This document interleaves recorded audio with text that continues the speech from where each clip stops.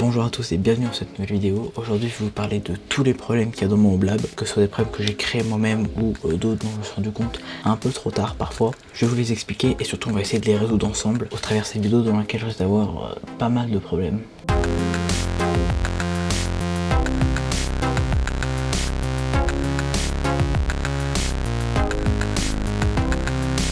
Tout d'abord, il faut que je vous présente un petit peu ce Home Lab, donc c'est-à-dire qu'il n'est pas composé de grand chose. On a tout d'abord mon Proxmox principal, que vous connaissez, celui avec le Ryzen que je vous ai présenté il y a 3 mois. C'était peut-être un peu plus de 3 mois, mais c'est pas grave.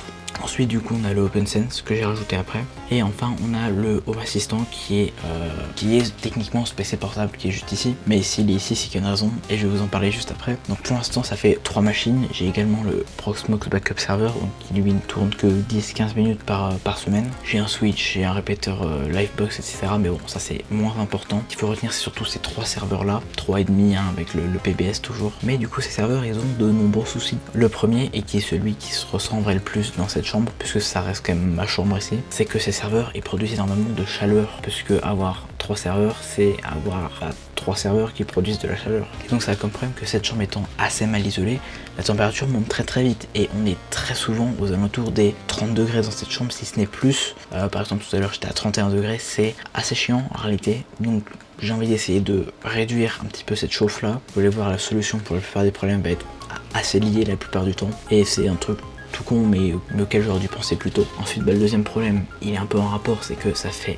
pas mal de bruit, et ça c'est surtout lié au fait que j'ai mon OpenSense qui est donc un PC de 2011, mais c'est un PC de 2011 donc il est assez bruyant, surtout au niveau de la lime et du seul ventilateur qui le refroidit. Ensuite un autre problème, et là on y vient à ce PC portable, c'est la fiabilité assez douteuse de toutes mes installations, parce que ce PC, depuis que j'ai une coupure de courant il y a 2 jours, il refuse de marcher, alors que les 2 autres serveurs marchent bien, etc. Mais ce PC là, il a juste plus envie de vivre pour aucune raison. Alors que c'est un PC portable normalement, donc il devrait être à peu près conçu pour ça, avec l'alimentation, la batterie même si elle est HS. Il a juste plus envie de vivre. Donc du coup on va très vite s'en débarrasser, ça fera partie des solutions à mes problèmes. Et enfin donc le dernier problème entre guillemets, c'est pas tellement un problème mais c'est plutôt un truc que j'aimerais modifier, c'est possiblement vouloir tout regrouper ensemble dans le but de baisser la consommation du Home Lab, parce que là on doit être aux alentours des 80 à 100 watts en termes de consommation. C'est pas non plus gigantesque hein, j'entends bien, mais pour le fait que j'ai juste Proxmox et un routeur, ça fait un peu chier quand même. Donc l'objectif aujourd'hui, qu'est-ce que ça va être? Tout d'abord, donc on va enlever les serveurs du Home Assistant et du OpenSense pour des raisons de bruit, de conso, de fait que le PC marche juste plus, donc il s'est auto-enlevé, mais ça c'est pas grave. Et donc pour ça on va procéder en plusieurs étapes. Tout d'abord je vais faire une backup de mon OpenSense, donc du coup pour ça c'est assez simple, on va juste avoir à aller sur OpenSense tout simplement, qui est juste ici. Donc évidemment on se connecte avec des identifiants très sécurisés, et donc là ce qu'il va falloir faire, et évidemment je l'ai déjà fait, d'aller dans configuration backup, et on va juste sauvegarder la configuration ici en espérant que ça soit suffisant, parce que si c'est pas suffisant ça va me faire un peu chier, parce qu'il va falloir que je refasse tout ce que j'ai fait et ça va être chiant hein, tout simplement. Aussi, donc je vous l'ai pas dit, mais en fait le but c'est de déplacer ce OpenSense et ce Home Assistant dans Proxmox, donc dans une seule machine. Donc pour ça il va également falloir que je coupe mon Proxmox, donc ça on va le faire juste après. Et donc l'objectif ça va être globalement de démonter mon OpenSense actuel, de prendre sa carte 2,5 gigabits, de la mettre dans le Proxmox, de le nettoyer, d'installer des ventilos également, parce que actuellement j'ai que le venti-rase qui ventile et c'est pas optimal de fou. Et ensuite de dégager la machine d'OpenSense, c'est à peu près l'objectif. Du coup faire ça avant que j'ai plus accès à aucun truc sur le réseau, ce que je vais faire c'est que je vais d'abord aller dans Network sur mon Proxmox, et je vais bien penser à changer l'adresse IP pour qu'elle repasse sur une IP de la box, hein, ça paraît assez logique. Par exemple on va mettre je sais pas 101, et ici forcément ça sera 68.1.1, donc la box. Et en faisant ça, normalement au prochain redémarrage on devrait avoir la nouvelle ancienne IP et pouvoir accéder à ça depuis le réseau de la box sans avoir à galérer à mettre un écran, etc. Donc normalement là j'ai pas encore appliqué, donc j'ai encore accès à mon réseau. Je vais juste pouvoir faire bulk shutdown, c'est-à-dire arrêter l'entièreté de mes machines. Bon, du coup maintenant que ça c'est fait, un task ok, j'imagine que c'est assez clair, on va juste pouvoir faire shutdown ici, on arrête le PVE et normalement le PC devrait s'arrêter. Ensuite un autre truc que j'ai oublié de faire, c'est de couper le OpenSense, du coup évidemment j'y ai plus accès, donc pour ça on va aller là-dessus directement, on va faire power off, et normalement il devrait se couper, on devrait entendre une grosse différence de bruit parce qu'il fait vraiment un bruit pas possible, c'est incroyable. Bref, maintenant qu'on a fait ça, on va tout simplement pouvoir aller démonter tout ça. Je vais vous le passer en accéléré évidemment, et on se retrouve une fois que ça c'est fait pour configurer OpenSense Home Assistant. Ça va être la grosse galère parce qu'il va falloir réassocier toutes les NIC, etc. Bref, on y va, et je fais tout ça et je vais galérer, mais c'est pas grave. Allez, yes.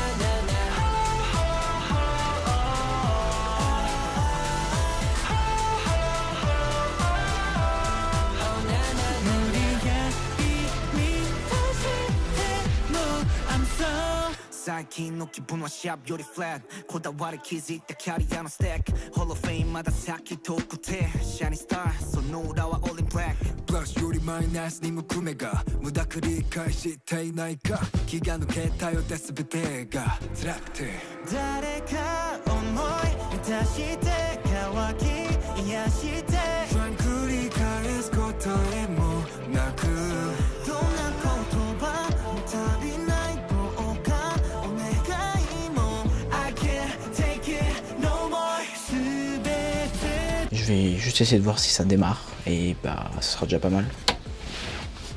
On va voir si ça démarre vraiment, si ça bip. Ok. Oh. C'est normal, c'est normal. On a une carte qui s'allume, on a le PC qui démarre. Bon, je remets tout en place et puis bah on installe tout le reste.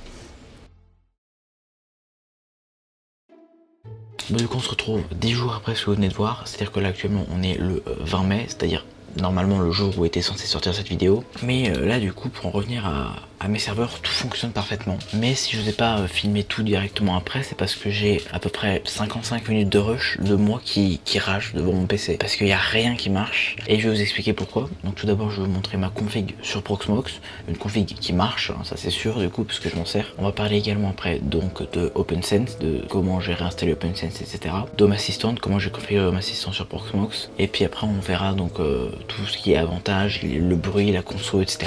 Donc d'abord on va commencer par mon Proxmox. Donc comme vous pouvez le voir ici, on a bien deux cartes réseau physiques associé à deux ponts virtuels. Donc cette carte réseau qui est celle qui est intégrée en 1 Go, je l'ai mis sur le bridge par défaut, donc en WAN, c'est-à-dire que c'est le port de la carte mère qui va recevoir le réseau de la box. Donc lui il n'y a aucune configuration spécifique à faire. Cependant pour la deuxième carte, donc en 2,5 gigabits seconde, je l'ai mis sur un nouveau bridge. Donc lui je l'ai mis VLAN Aware, même si j'ai pas de VLAN, donc en vrai on s'en fout. Et surtout je l'ai mis en tant que LAN, c'est-à-dire que c'est lui qui va gérer la connexion derrière le pare-feu. Donc c'est pour ça que je lui ai remis les mêmes IP qu'avant. C'est-à-dire que ça c'est l'IP du Proxmox, ça c'est l'IP de la gateway, mais du coup la gateway ça va être le OpenSense. Mais en gros configurer tout ça manuellement, ça me permet d'y accéder même si mon OpenSense lâche par exemple. Donc depuis ce PC je pourrais quand même y accéder puisque j'ai la même adresse IP, le même gateway, etc. Et du coup cette config pendant pas mal de temps elle a pas marché parce que en fait je ne comprenais pas pourquoi ça marchait pas, parce que j'avais bien les bonnes IP, etc. Et le problème venait du fait que j'avais Tailscale qui s'était approprié ces IP là, et donc du coup bah je pouvais juste pas y accéder puisque Tailscale avait besoin d'internet et que j'avais pas internet. Voilà, donc j'ai mis à peu près 5 heures à trouver ça, mais une fois que je l'ai trouvé ça marchait parfaitement. Donc ça c'est pour la config dans Proxmox, donc c'est assez simple à configurer en réalité. Ce qu'il faut bien retenir c'est que du coup le bridge de base WAN, lui il va être utilisé seulement par OpenSense, et donc du coup techniquement par Home Assistant, mais ça on en parlera plus tard. Et donc tout ce qui passera derrière Firewall ce sera connecté sur VMBR1. Donc c'est à dire que toutes les VM que vous voyez là à part OpenSense et Home Assistant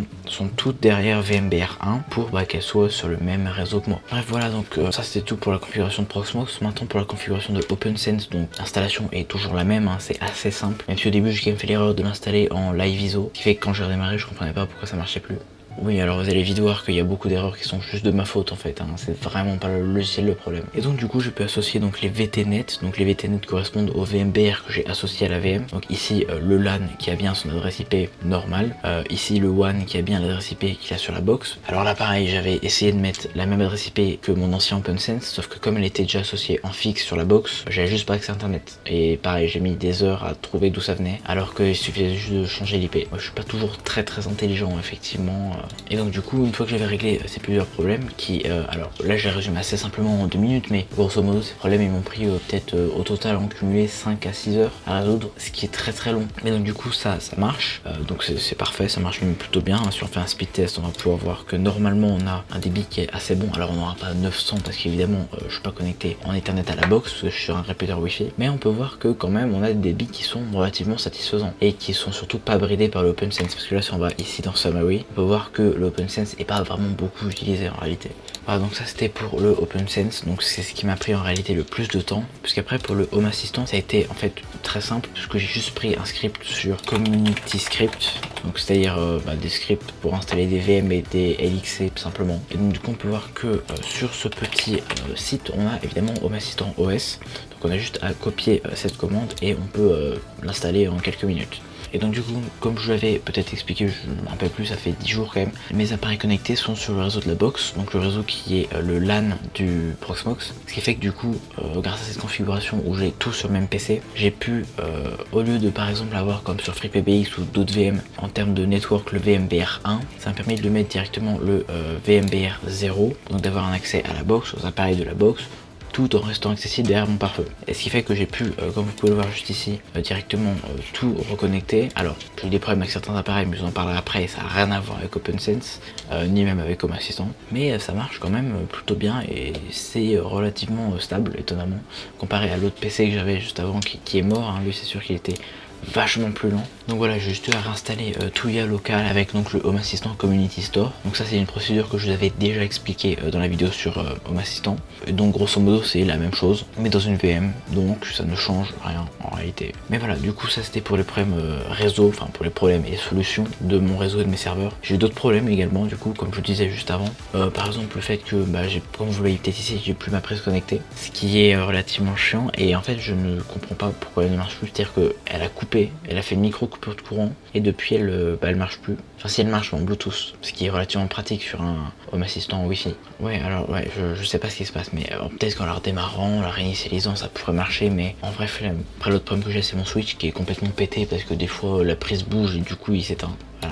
Voilà, c'est vraiment des problèmes aléatoires en fait, hein, on va pas se mentir. Ah oui, aussi le dernier inconvénient que j'ai trouvé, c'est que comme mon Proxmox fait des backups systématiquement les dimanches à 1h du mat, ça fait que les dimanches à 1h du mat je perds l'accès à mon OpenSense pendant 5-10 minutes. C'est pas très grave, c'est un peu chiant, ça va. En vrai il y a pire comme problème, genre avoir des coupures de courant sur le HomeLab par exemple. Bref, maintenant en termes d'avantages, il y en a quand même pas mal. D'abord on a une grosse différence de bruit. Alors je vous ai mis quelques images où je compare les niveaux de bruit. Avant avec l'autre PC on était à peu près 38 décibels, ce qui est en vrai pas énorme mais ce qui est pas non plus très silencieux. Et maintenant on est passé à 34-35, ce qui peut paraître nul à chier, je comprends, mais ça fait quand même qu'on diminue par 2 l'intensité sonore, donc c'est plutôt pas mal, et la différence elle se sent vraiment pour le coup. Et c'est à dire que là maintenant le soir quand je vais me coucher j'entends plus grand chose quoi. Même si j'ai rajouté 2 ventilateurs, les ventilateurs je les entends pas du tout en réalité. Aussi du coup l'autre avantage, et ça bon j'ai pu le mesurer avant que la prise lâche, et même s'il lâche de toute façon je l'ai toujours, donc c'est en termes de consommation, je suis passé de 80 à 100 watts à peu près 50-60 watts. Et encore là c'est 60 watts avec le Mytel là-bas qui est branché, enfin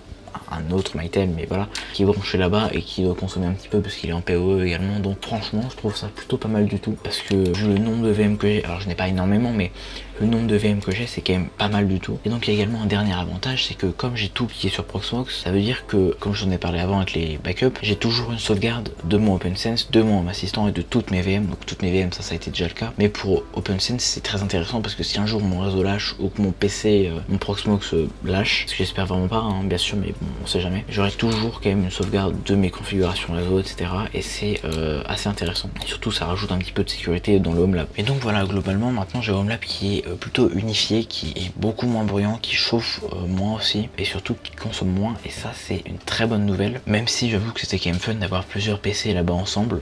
C'était vraiment au niveau bruit surtout, c'était quelque chose d'exceptionnel.